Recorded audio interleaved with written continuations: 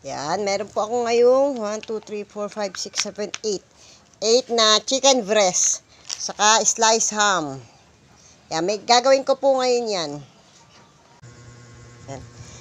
Tanggalan ko po ng balat, saka ng buto. Yan, ito po.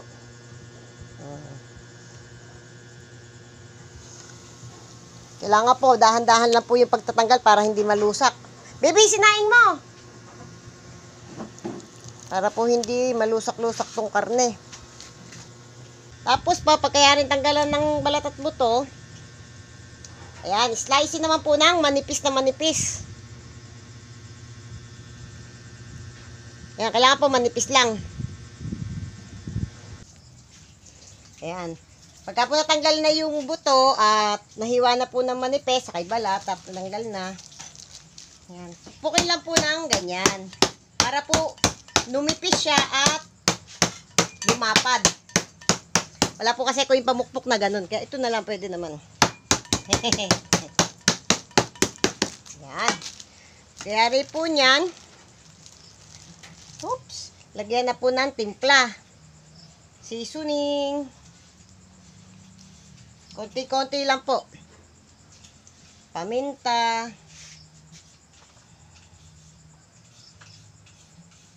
At asin.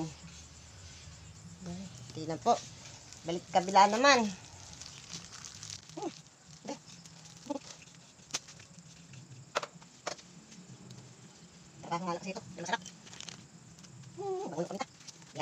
Kaya di po, i-roll po muna.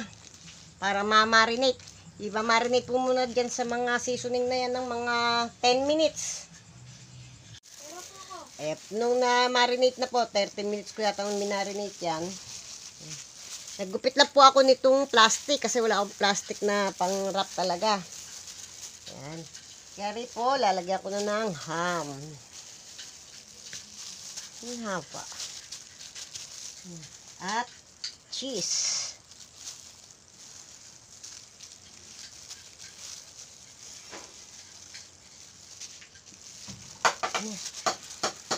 Yan. Kaya rin po niyan, i-roll na. Kailangan po maano yung pagkakaroll. Masyadong makapal yata yung cheese.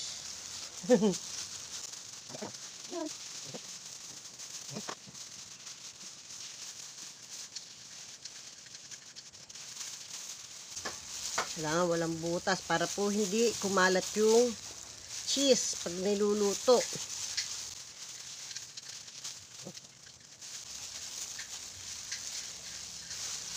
Yan, yan lang po. Ito po yung mga nagawa, iba-ibang size. Yan. Parang 3 kilos yata to. Marami rin naman. Itong harina po, ang ilalagay ko ito. Ano ba to? Crispy fry, para may lasa siya. Hindi ko nalalagay ng asin or kahit na ano, ito lang po ang ilalagay.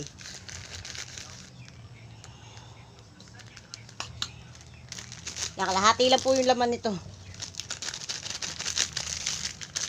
Ayan. Ayan. Pinreser ko po muna itong para matigas. Ayan.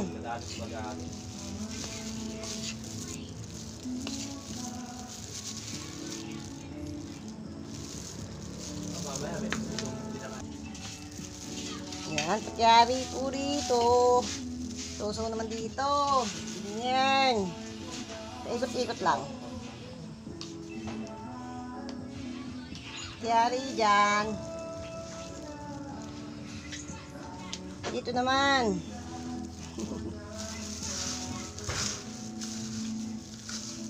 Baluting mabuti.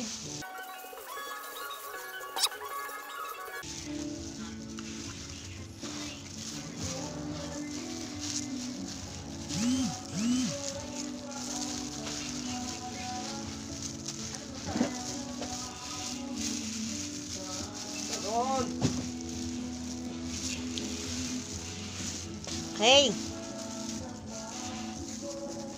Yan. Ganun lang po gagawin. Ayan, mainit na po yung mantika. Nilagay ko na po ito. Pero hinaan nyo lang po yung apoy niyan.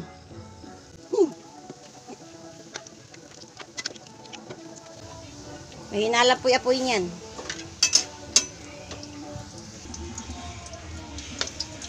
Yan, pwede mo piling.